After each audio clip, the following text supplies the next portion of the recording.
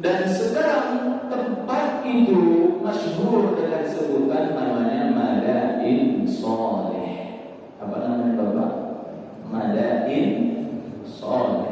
Al-Quran tidak memerinci di mana letaknya. Tapi di dalam riwayat disebutkan, ma'asyiral muslimin, bahwa Nabi pernah singgah di tempat itu. Berarti ada tempat itu pada masa Nabi dan terus sampai pada masa sekarang ini. Namanya Madain Shaleh. Dulu Bapak Ibu tempatnya itu subur, cocok untuk bertanam, bertani. Sehingga Allah sebutkan nikmat yang Allah berikan bagi kaumnya Nabi Saleh ini, yaitu berupa buah-buahan, yang tanaman-tanaman, apa aja yang ditanam hidup pada saat itu. Dan itu bagian dari kenikmatan yang Allah berikan kepada umatnya Nabi Saleh. Namanya Madain Shaleh. Mereka tinggal di sebuah lembah dikelilingi oleh gunung dan bukit. Dan lembah itu subur, cocok untuk tinggal, dan mereka tinggal di situ. Allah berikan kepada mereka tempat yang subur. Nah, ma'asyiral muslimin rahimakumullah, disebutkan Nabi Muhammad pernah singgah di situ Bapak dalam perjalanan perangnya melawan orang Romawi, singgah bersama para sahabatnya di tempat itu. Di tempat itu para sahabat mengambil airnya, menyiapkan makanan ala kadarnya. Maka disebutkan di situ memasak daging di situ Bapak Ibu. Ketika air sudah siap untuk diminum, daging tersebut sudah masak siap untuk disantap atau dimakan. Tepat di kampungnya, negerinya Nabi Saleh ini.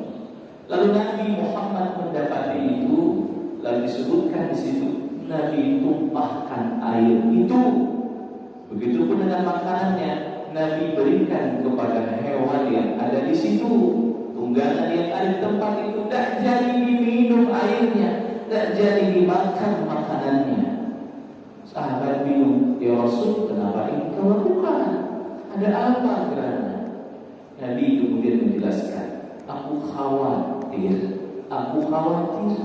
jika apa yang menimpa penduduk negeri ini akan menimpa kita semua. Kekhawatiran itulah ma'asyiral muslimin yang menyebabkan Nabi melakukan hal itu.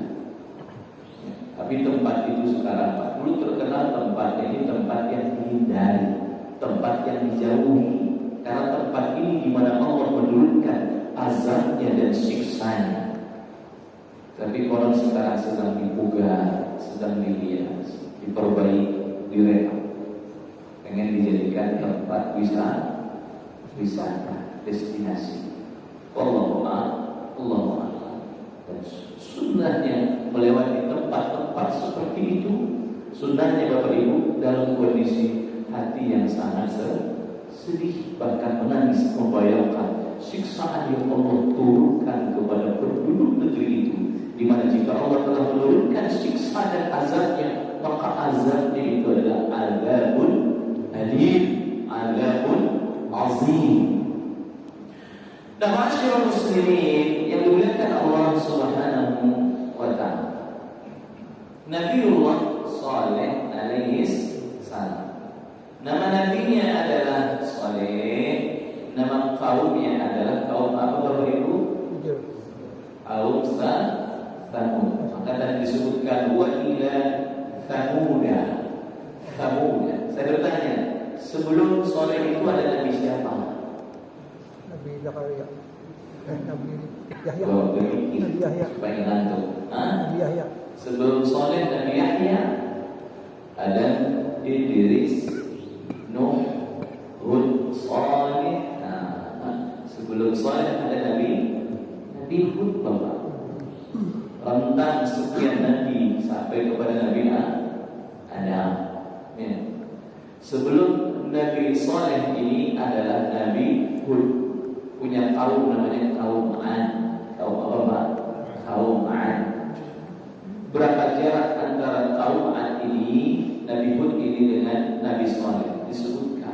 rentangnya itu ada 6 sampai 7 generasi. 6 sampai 7 generasi. Itu berapa? Ratusan tahun, Pak. Kalau orang zaman dulu mungkin ribuan tahun, kan orang dulu umurnya panjang-panjang. Ya, kalau umatnya Nabi Muhammad ini umurnya pendek-pendek. Kalau umat terdahulu panjang-panjang. Kalau mereka bikin rumahnya rusak duluan, baru orangnya mati. Orang sekarang rumahnya apalagi seakan-akan ada bisa ditempati beberapa generasi. Orang zaman dulu bikin rumah rusak lagi, bikin lagi rusak lagi, sampai disebutkan supaya tidak rusak-rusak udah bikin rumah aja di dalam bukit, dalam gunung. Gunungnya dijadiin rumah. Itu umatnya Nabi Saleh. 6 sampai 7 generasi sampai ketemu dengan Nabi Hud.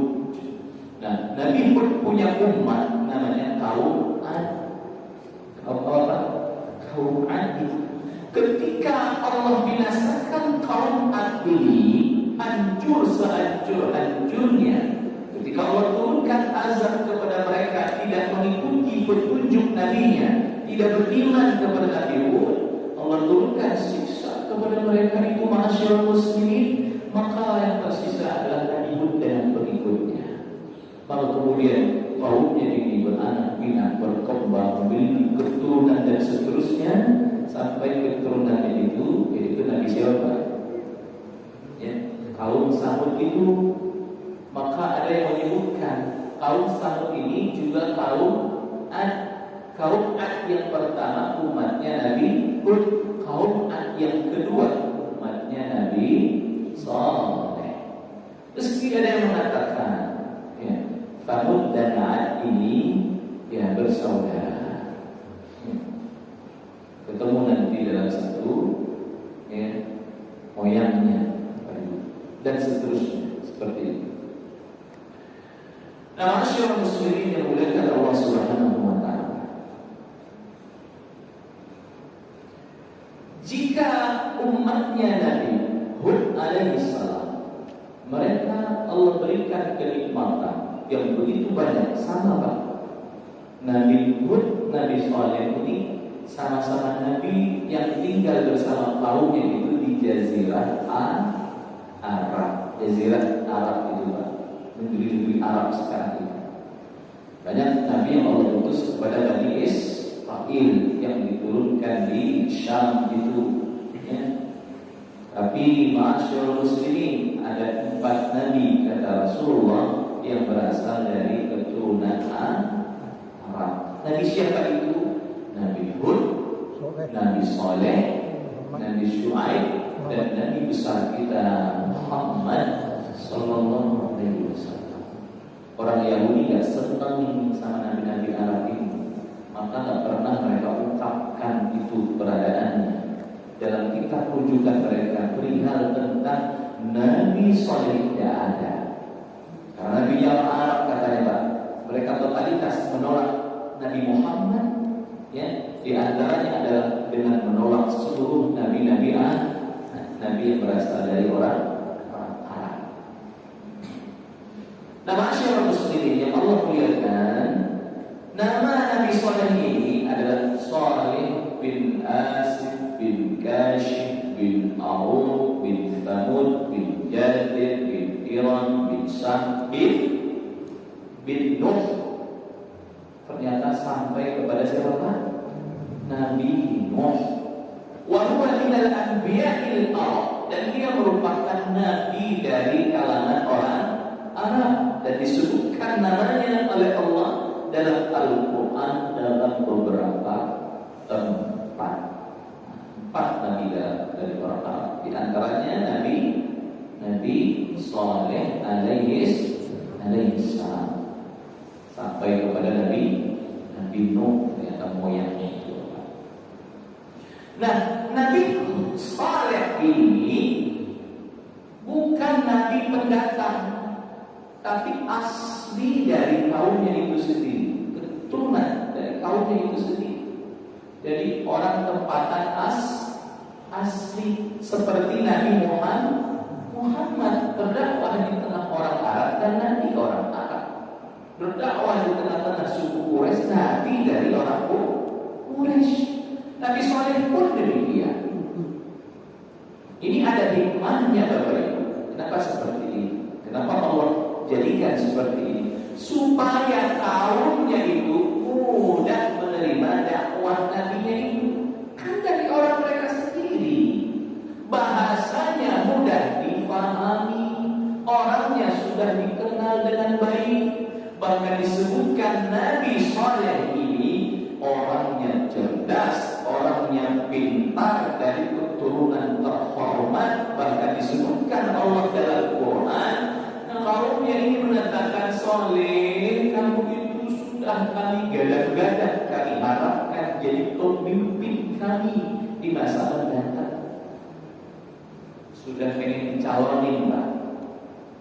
Tetapi tersebab Nabi Saleh ini, dia mendakwahkan agama Allah, mengingatkan kaumnya dari kesyirikan, mengajak kaumnya kepada tauhid. Langsung saat itu juga Nabi Saleh menjadi musuh nomor satu, persis seperti Nabi Muhammad, Pak. Nabi Muhammad, Masya Allah, terkenal dengan kejujurannya. Orang Quraisy hormat kepada Nabi Muhammad. Orang berakhlak mulia, amanah, jujur, terpuji semua akhlaknya. Gak ada yang mengenal dalam diri Muhammad itu melainkan kebaikan semuanya. Gak ada cacat akhlaknya itu. Orang Quraisy kalau pergi jauh, Pak, supaya aman barangnya itu ditinggal, dititipin kepada siapa? Kepada Rasulullah titipnya. Karena kalau dititipkan kepada Rasulullah, aman itu barang. Jujur orangnya. Jadi Muhammad sejak awal sebelum diangkat menjadi nabi itu sudah terkenal dengan akhlaknya yang mulia. Jadi sudah Allah persiapkan dari awal. Sampai disebutkan ketika Nabi Muhammad ini memanggil suku-suku Arab yang ada di situ, kaum fulan, mari ke sini, dipanggil, Pak. Datang mereka? Datang.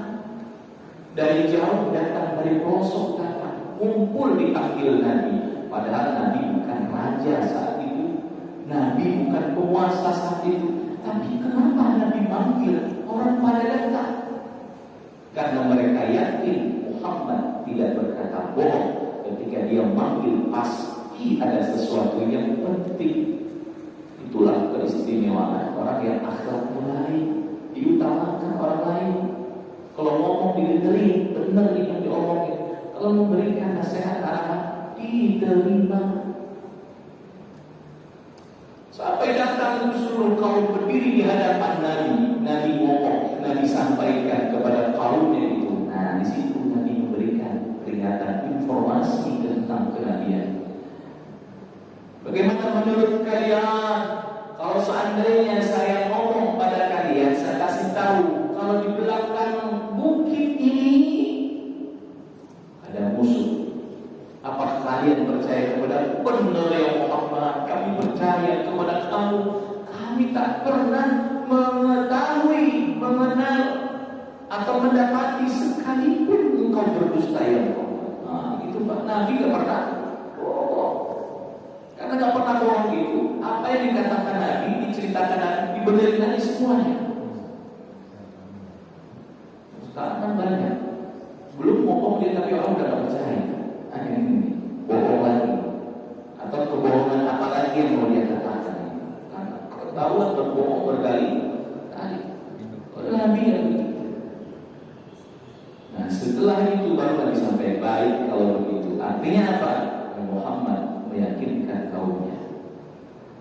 Aku sampaikan kepada kalian bahwa saya ini adalah pembawa peringatan, mengingatkan tentang neraka, membawa berita gembira, berita surga, disampaikan juga dia Nabi Allah SWT. Saat itu juga langsung ada musuh Nabi. Dan musuhnya nggak tanggung-tanggung, musuh nomor satunya pamannya sendiri.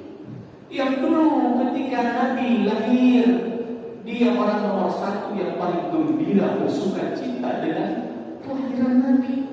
Dia yang mencarikan orang untuk menyusui Nabi. Siapa dia itu bapak pamannya? Abu Lahab. Senang banget Nabi lahir. Keponakannya dicari orang, dia bayar orang itu untuk menyusui Nabi Muhammad untuk ketika bayi. Tapi ketika Nabi mendeklarasikan dirinya Nabi, membawa peringatan dari Allah, mengingatkan umatnya dari kesyirikan dan seterusnya, langsung Nabi dinobatkan jadi musuh nomor satu saja. Kan orang mereka juga. Nabi Soleh juga begitu Bapak Ibu, dari kaumnya sendiri. Tapi ketika membawa peringatan, mengingatkan kaumnya, wala tusyriku ma'ahu ala ahadan atau syai'an. Ya, sembahlah Allah, ya qaumi ibudullah, kata Nabi Saleh, kaumku, sembahlah Allah. Karena Nabi Saleh mendapati kaumnya itu menyembah patung dan berhala. Tapi Nabi Saleh ajak, ayo sembah Allah, jangan kalian syirikkan, sekutukan Allah itu dengan sesuatu apapun. Dengan patung gak boleh, dengan manusia gak boleh, dengan makhluknya gak boleh. Itu misi Nabi Saleh kepada kaumnya. Diingatkan. Apakah ada yang menerima ajakannya? Tidak ada. Mereka menganggap Saleh ini kenapa ya? Nanti kita begini begitu, gak boleh ini, gak boleh ini. Ini yang terkena sihir. Diajak kepada kebenaran, dibilangnya tukang sihir, orang yang sedang kacau. Kemudian Nabi Saleh mengingatkan kaumnya, diingatkan supaya mereka beriman kepada Allah, diingatkan kalian itu sudah banyak dapat nikmat. Ketika Allah membinasakan kaum kalian berikutnya yang Allah jadikan sebagai khalifah di muka bumi, kalian yang diberikan oleh Allah Subhanahu wa ta'ala izin untuk memakmurkan bumi ini. Kalian diberikan nikmat oleh Allah Subhanahu wa ta'ala, nikmat dari buminya, tumbuhnya tanam-tanaman, buah-buahan, dan nikmat lainnya dari dalam bumi. Kalian diberikan nikmat oleh Allah Subhanahu wa ta'ala. Di tanah datarnya kalian mampu mendirikan istana. Kalian diberikan nikmat oleh Allah, mampu mendirikan rumah di dalam gunung. Kalian pahat gunung itu, kalian ukir dan menjadi tempat tinggal kalian. Itu diingatkan Pak sama Nabi Saleh supaya kaumnya itu sadar yang kalian miliki semua itu dari Allah, ini nikmat. Dan kata Nabi Saleh, ingat, kalau kalian tidak bertakwa beriman kepada Allah, nikmat ini bisa jadi akan menjadi nikmat. Allah cabut nikmat ini dari diri kalian. Nah, ini yang terjadi masyarakat. Jadi nikmat yang Allah berikan kepada kaum Nabi Saleh itu begitu banyak, sampai disebutkan oleh para ulama kita itu diantaranya Bapak Ibu, sampai umatnya Nabi Saleh hidupnya itu materialistis. Apa? Materialistis hidupnya, mewah hidupnya, punya istana, punya rumah yang tinggi-tinggi, makanannya itu enak-enak. Jangan dikira orang dulu makannya susah, enak juga ada, istananya ada. Ya, coba lihatkan di situ itu digambarkan bagaimana indahnya istana yang mereka bangun itu. Jadi yang pertama kali bangun Pak rumah dalam gunung itu bukan orang Eropa, ya, bukan orang Australia, Antartika, tapi siapa yang pertama kali bangun? Kaum Samud itu. Kalau kaum Nabi Hud itu bangun rumah tinggi-tinggi, kalau Nabi Saleh itu bangun rumah di dalam gunung. Apa bisa nggak bikin rumah dalam gunung? Sudah bilang, ngapain juga mau sendiri? Gunung bisa sih, bisa. Tapi kan dengan teknologi, ya Pak. Maka Allah sebutkan dalam Al-Quran itu, wa thamud alladziina jabu sakhra bil wad, dan kaum Thamud yang mana mereka ini mematahkan batu-batu besar, mereka hancurkan, mereka olah sehingga menjadi apa? Menjadi tempat tinggal. Teknologi seperti apa yang mereka beli? Bahkan disebutkan bahwa orang bingung gimana itu penduduk negeri Fir'aun itu, ya. Pengikutnya Fir'aun itu, Pak, orang sekarang bingung gimana dia mampu bikin apa itu, bikin piramid, batunya besar-besar, tapi bikinannya itu terstruktur dengan rapi. Gimana caranya? Gak terpikirkan orang zaman sekarang ini dengan kehidupan masa lalu. Kalau sekarang iya, teknologinya canggih-canggih. Dulu nggak ada listrik, ada gerinda dulu, Pak. Ke listrik dulu ada gerinda, nggak ada. Tapi kok bisa? Maka itu menjadi keajaiban dunia. Meski ada yang mengatakan kalau begini loh, dulu mereka itu bikin piramid, ternyata ruwet juga. Begitupun juga dengan umatnya Nabi Shalih alaihissalam. Nah, masyarakat muslim, ketika Nabi Shalih berdakwah, tidak ada yang mengikutinya. Penguasa itu bilang kalau Shalih bohong, maka Allah sebutkan dalam Al-Quran itu, mereka berkata begini tentang Nabi Shalih. Ulqiya dzikru alaihi min bainina bal huwa kadzabun asyir. Tuh, mereka menjuluki Nabi Shalih itu kadzab asyir. Apa kadzab itu, Pak? Bohong. Juga asyir, seburuk-buruknya manusia, sombong, congkak. Mereka bilang begitu sama Nabi Shalih. Apakah Nabi Shalih berhenti berdakwah?